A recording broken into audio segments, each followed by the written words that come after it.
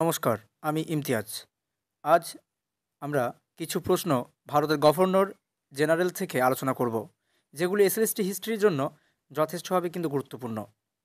প্রথম প্রশ্ন, বাংলার প্রথম গভর্নর কে ছিলেন? বাংলার প্রথম যিনি গভর্নর ছিলেন তিনি কে? তিনি হলেন রবার্ট ক্লাইভ। আমরা দেখেছি কীভাবে পলাশী যুদ্ধ হলো এবং পলাশী যুদ্ধের মধ্য দিয়ে এর পরেই কীভাবে স্বাধীন নবাবের পতন ঘটিয়ে একটা গভর্নর জেনারেলের হাতে ক্ষমতা আস্তে আস্তে করে এই প্রতিপত্তি ঘটিয়েছিল। এবং রবার্ট ক্লাইভ যথেষ্টভাবে কিন্তু সম্পত্তি এখান থেকে তিনি নিয়ে গিয়েছিলেন তার লন্ডনে। আমরা কিছু এখানে বিবৃতি দিয়েছি, যার মধ্যে সঠিক বিবৃতিটাকে অর্থাৎ আমাদেরকে চিহ্নিত করতে হবে এবং ভুলটিকে বার করতে হবে। প্রথম বিবৃতি, বক্সারের যুদ্ধের সময় বাংলার গভর্নর ছিলেন রবার্ট ক্লাইভ। দ্বিতীয়, রবার্ট ক্লাইভের মৃত্যুর কারণ আত্মহত্যা। রবার্ট ক্লাইভ দ্বিতীয়বার বাংলার গভর্নর হয়েছিলেন 1765 থেকে 1767। চতুর্থ, রবার্ট ক্লাইভের পলাশী যুদ্ধের পর উপাধি হয়েছিল ব্যারন। এক্ষেত্রে আমরা দেখছি যেটি ভুল সেটি হলো বক্সারি যুদ্ধের সময় বাংলার গভর্নর ছিলেন রবার্ট ক্লাইভ, এটা কিন্তু ভুল। সাধারণত এটা উত্তর হবে ভ্যানসিটট। এবং আমরা দেখছি যে রবার্ট ক্লাইভ তিনি আত্মহত্যা করেই মারা গিয়েছেন। যদিও রবার্ট ক্লাইভের ভাগ্য বা তার যে জীবন পরিচালনা সবটাই কিন্তু একটা রহস্যময়, কারণ তিনি অনেক ছোটোতেই একবার আত্মহত্যা করার চেষ্টা করেছিলেন, কিন্তু যাই হোক ভাগ্যের পরিহাসে যিনি ভারতবর্ষে আসছেন, পলাশী যুদ্ধের মতো বড় ঘটনা ঘটাচ্ছেন, তারপর এখানে তিনি গভর্নর হচ্ছেন এবং কিভাবে একটা প্রচুর পরিমাণ সম্পত্তি তিনি লন্ডনে নিয়ে গিয়েছেন তার ইতিহাস আমরা জানি। এবং একইভাবে দ্বিতীয়বারের মতো তিনি রবার্ট ক্লাইভ দ্বিতীয়বারের মতো বাংলার গভর্নর হয়েছিলেন 1765 থেকে 1767 খ্রিস্টাব্দে।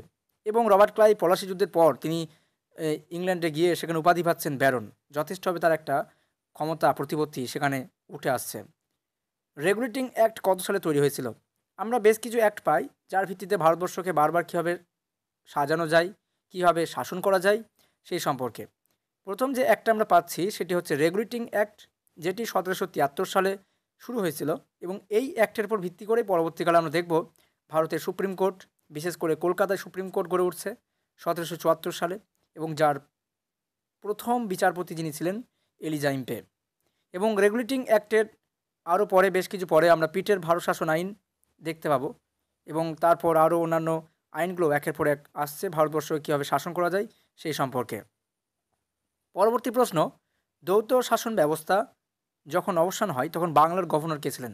সাধারণত দ্বৈত শাসন ব্যবস্থা ডুয়াল গভর্নমেন্ট এটা শুরু হয়েছিল 1765 বক্সার যুদ্ধের পরেই।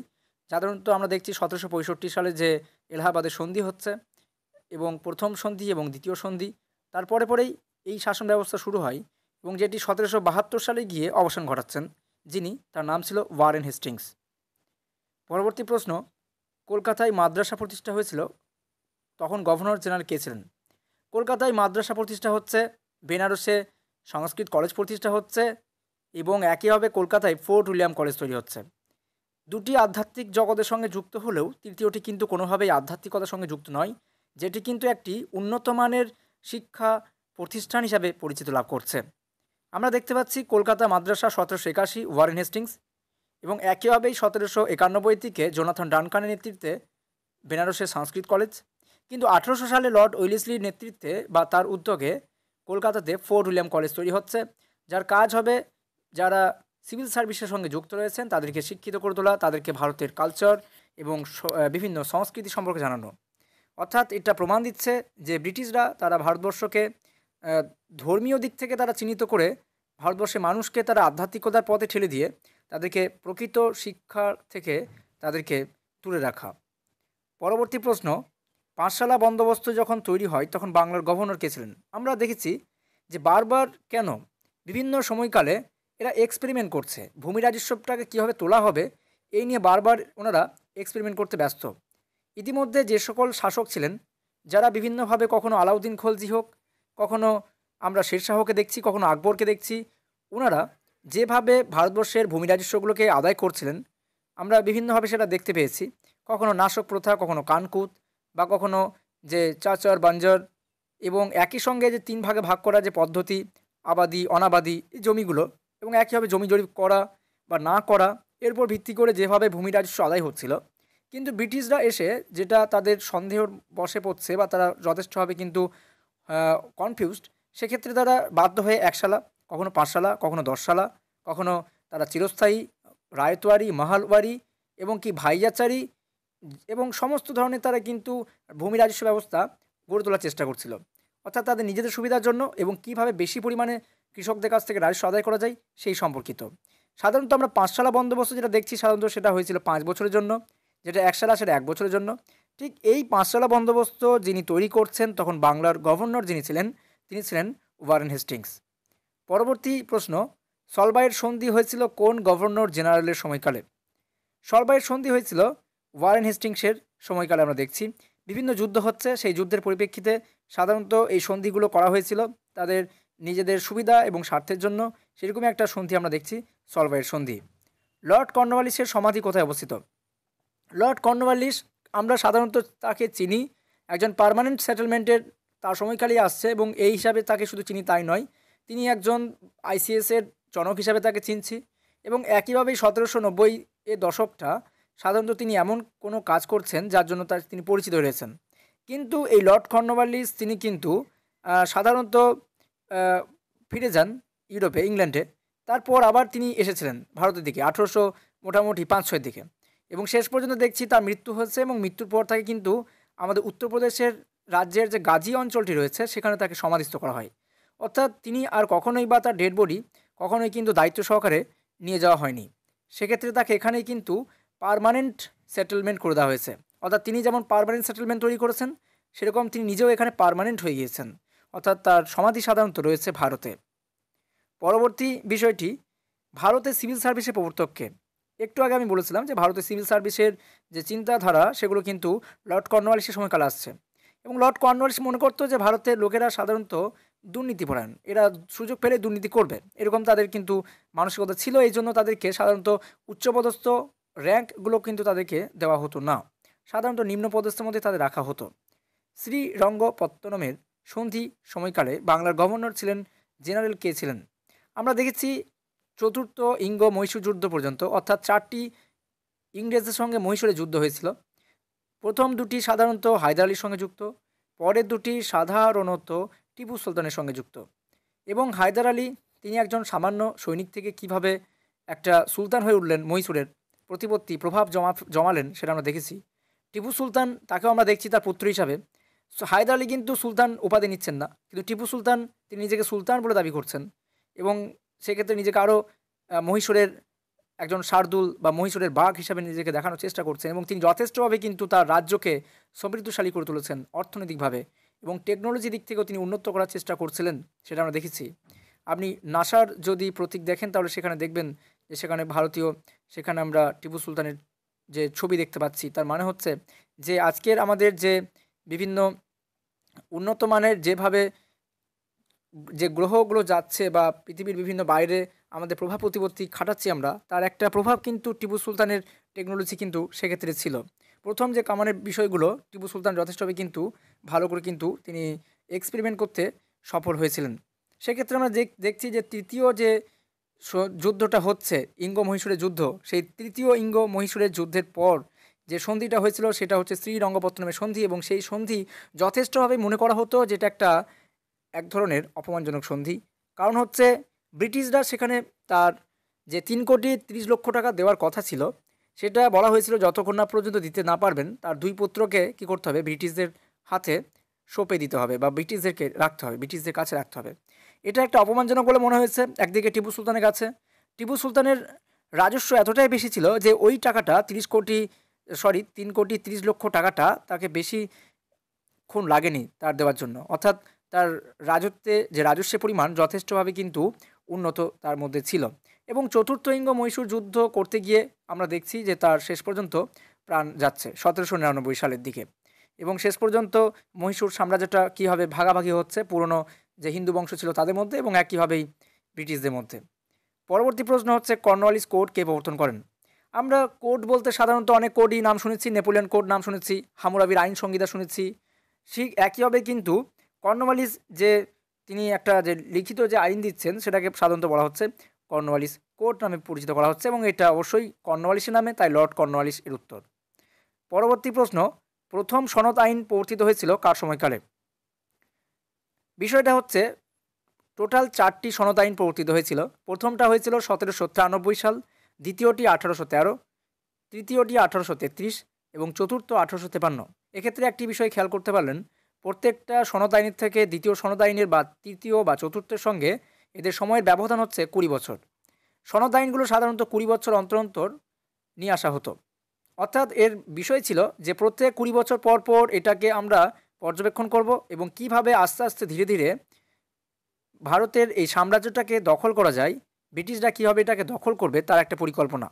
সেক্ষেত্রে প্রথমবার যখন 1793 আনা হয়েছিল, তখন কিন্তু যিনি ক্ষমতায় ছিলেন তিনি ছিলেন স্যার জন শোর। এবং একইভাবে আমরা দেখব এই সনদ আইনের বিষয়ের উপর ভিত্তি করে প্রত্যেকটা এক একটা বিশেষ বৈশিষ্ট্য আছে। আপনারা পরীক্ষার জন্য এই বিশেষগুলো দেখবেন। বিশেষ করে 1813 সালের গুরুত্ব কী। 1813 সালে যেখানে আমরা দেখছি যে প্রাচ্য পাশ্চাত্য যে দ্বন্দ্ব হয়েছিল তার জন্য 1 লক্ষ টাকা দেওয়ার কথা বলা হয়েছিল, অর্থাৎ ভারতীয় খাতে 1 লক্ষ টাকা ব্যয় করা হবে।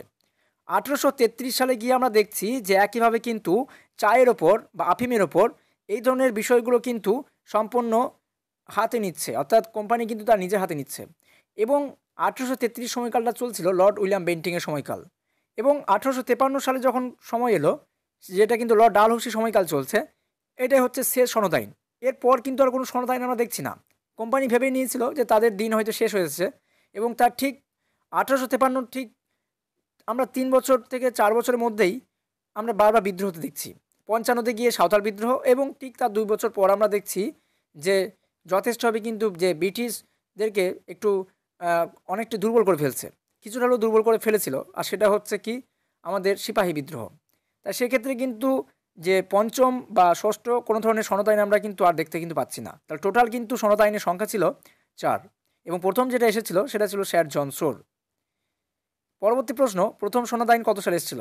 আমরা একটু আগে বলেছিলাম, উত্তর হবে 1794 সাল। অধীনতামূলক মিত্রতা নীতি বলতে কী বোঝো, বা অধীনতামূলক মিত্রতা নীতি কে প্রবর্তন করেন? এই অধীনতামূলক মিত্রতা নীতি, যার ইংরেজি হচ্ছে সাবসিডিয়ারি অ্যালায়েন্স, এটি সাধারণত আমরা দেখছি লর্ড ওয়েলেসলি সময়কালে তৈরি হচ্ছে। লর্ড ওয়েলেসলি সময়কালটা হচ্ছে 1798 থেকে এটা মোটামুটি শুরু হচ্ছে। এবং এক্ষেত্রে আমরা দেখছি যে এই অধীনতামূলক মিত্রতা নীতির মাধ্যমে তিনি বেশ কিছু অঞ্চল দখল করছেন, যার মধ্যে আমরা প্রথমেই যেটা নাম পাই সেটা হচ্ছে ইতিহাসে, সেটা হচ্ছে আমরা পেয়ে থাকি নিজামকে। হায়দ্রাবাদের নিজাম, যিনি প্রথম এটাতে সিগনেচার করছেন। সিগনেচার অন্যান্যরাও করবেন, কিন্তু একটু সময় নিয়ে তারা কিন্তু সিগনেচার করেছেন। মহীশূর করবে পরবর্তীকালে আমরা দেখব। একইভাবে মারাঠারাও কিন্তু কিছুটা হলেও তারা আস্তে আস্তে করে এদের দিকে আসতে শুরু করছে, এবং 1818 দিকে সেটা দেখব যে যখন তৃতীয় ইঙ্গ মারাঠা হবে তখন সম্পূর্ণভাবে এরা অন্তর্গত হয়ে যাচ্ছে। ঠিক একই বিষয়গুলো আমরা এই অধীনতামূলক মিত্রতা নীতি কিন্তু একটি কূটনীতির বুদ্ধির একটা বিষয়, যার মাধ্যমে কিন্তু কোনো যুদ্ধ না করে কিভাবে সাম্রাজ্যগুলোকে দখল করা যায় তার একটা উদাহরণ। যেমনভাবে আমরা পেয়ে থাকি ডক্ট্রিন অফ ল্যাপস, মানে হচ্ছে কি সত্য বিলোপ নীতি, ঠিক সেরকম সাবসিডিয়ারি অ্যালায়েন্স অধীনতামূলক মিত্রতা নীতি। পরবর্তী প্রশ্ন, চতুর্থ ইঙ্গ মহীশূর যুদ্ধ কত সালে হয়েছিল? আমরা যখন ইঙ্গ মহীশূর যুদ্ধ নিয়ে আলোচনা করলাম তখনই বললাম যে হয়েছিল 1799 সালে। পরবর্তী প্রশ্ন, লর্ড ওয়েলেসলি কত সালে মাদ্রাজ প্রেসিডেন্সি গঠন করেন?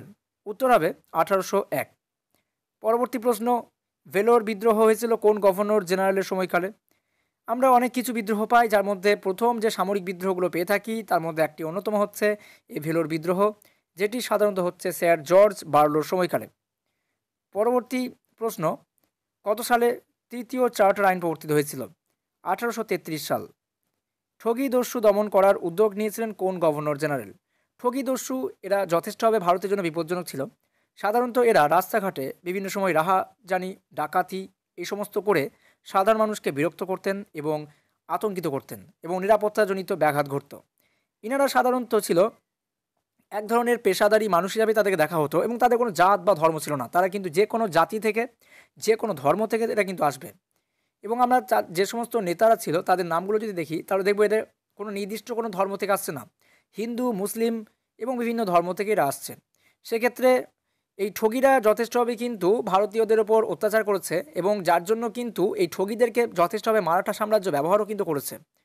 এই ঠগীদেরকে দমন করার জন্য ব্রিটিশরা যথেষ্টভাবে কিন্তু উঠে পড়ে লাগলো, এবং শেষ পর্যন্ত যার হাতে দায়িত্ব দেওয়া হয়েছিল, যে গভর্নর জেনারেল দায়িত্বে ছিলেন, তিনি ছিলেন লর্ড উইলিয়াম বেন্টিং, এবং তিনি যাকে দায়িত্ব দিচ্ছেন তিনি হচ্ছেন কর্নেল স্লিম্যান।